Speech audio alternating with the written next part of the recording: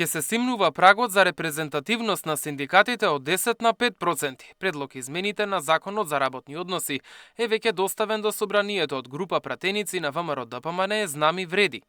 Ќе се носи по скратена постапка. Со оваа измена се врши изедначување на условите за определување на репрезентативност на синдикатите со организацијата на работодавачите и се одредува ист процент од 5%, пишува во предлогот. Според сегашниот закон, еден синдикат се смета за репрезентативен ако неговото членство брои 10% од вработените во државата. Премиерот Мицкоски изјави дека измената била договорена на средба со синдикатите.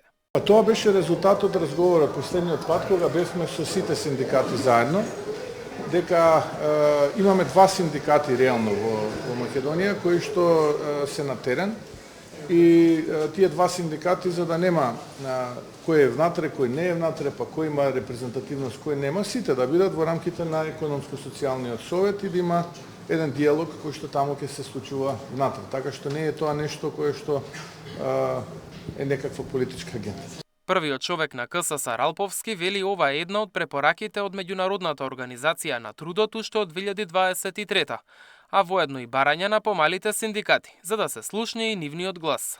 Не би рекол дека некој ќе добие или некој ќе изгуби.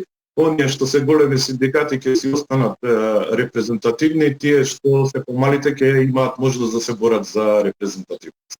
Нема да има никаков хаос, затоа што либерализацијата и поларизмот во синдикалното организирање треба да го почитуваме исто како што се почитува и при изборот на политичките влади во Македонија.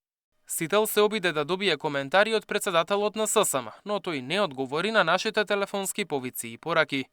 Репрезентативноста на синдикатите истече во декември, а последната седница на Економско-социјалниот совет се одржа во февруари. Мартин Арсов, Сител телевизија.